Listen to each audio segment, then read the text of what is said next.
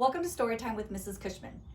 In honor of the recent presidential election, I'm going to read you this book today called Grace for President. The author is Kelly Dipucchio and the illustrator is Leun Pham. It was written in 2008, which was a presidential year. Grace for President. One Monday morning in September, Mrs. Barrington rolled out a big poster with all the president's pictures on it. Grace Campbell could not believe her eyes. Where are the girls? That is a very good question, said Mrs. Barrington. The truth is our country has never had a woman president. No girl president? Ever? Grace asked. No, I'm afraid not, said Mrs. Barrington.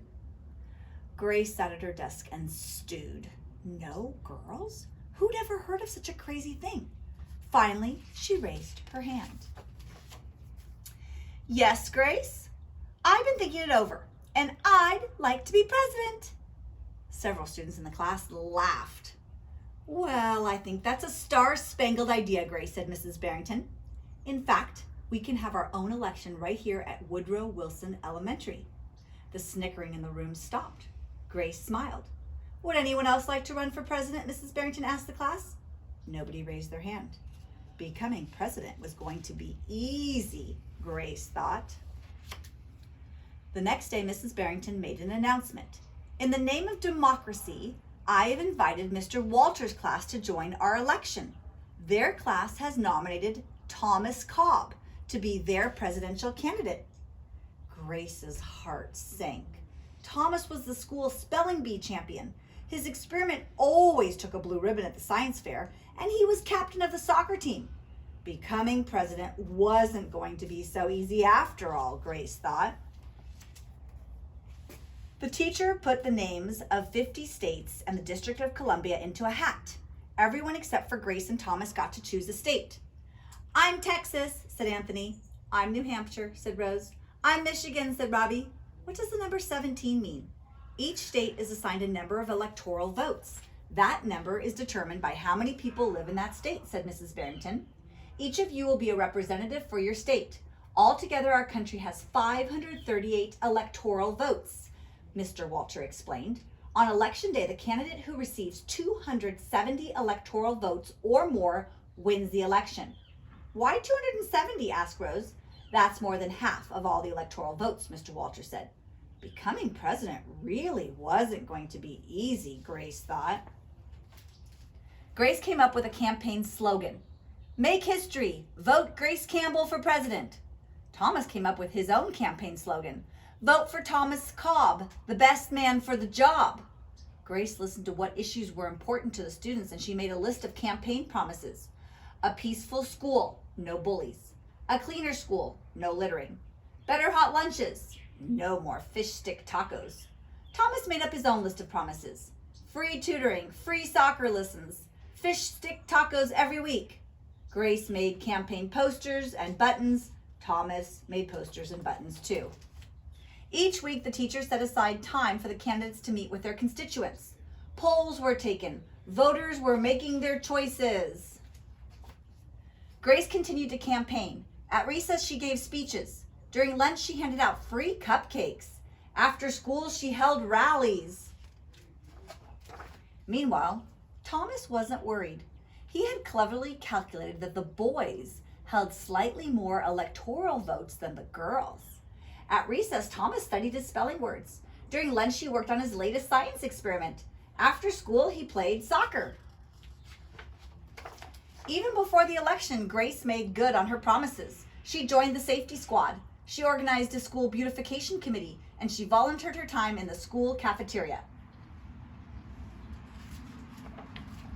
In early November, Woodrow Wilson Elementary hosted a special Election Day assembly. Grace and Thomas took their places on stage as the school band began to play. Henry was the first representative to approach the microphone.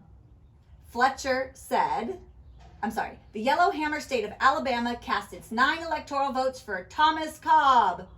Fletcher said, the last frontier state of Alaska cast its 3 electoral votes for the best man for the job, Thomas Cobb. Hannah called out, the Grand Canyon state of Arizona cast its 10 electoral votes for Grace Campbell. And so it went. State after state after state cast their electoral votes. The scoreboard in the gymnasium kept track of the totals. The voting demonstration was quickly coming to an end. Clara approached the podium. The Badger State of Wisconsin cast its 10 votes for my best friend, Grace Campbell. 268, 267. Grace looked at the scoreboard.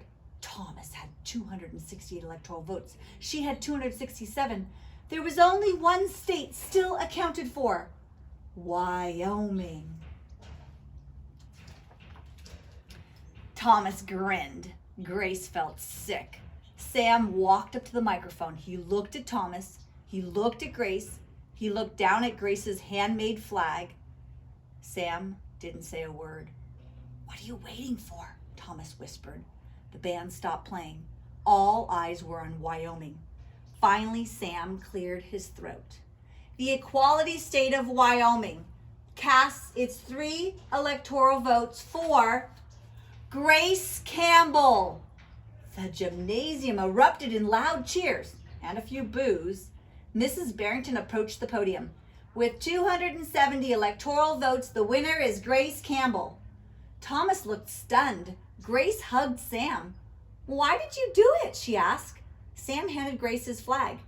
"Because," he said, "I thought you were the best person for the job." The following week, the students in Mrs. Barrington's class were preparing for their career day presentations. Grace volunteered to go first. She stood at the front of the room and glanced at the poster still hanging on the wall. "My name is Grace Campbell, and when I grow up, I'm going to be President of the United States." This time, everyone believed that she would. And maybe this is in her future, we don't know. I hope you enjoyed Storytime with Mrs. Cushman, and I hope this helped you understand a little bit more about how the Electoral College works in the United States of America. Have a great day.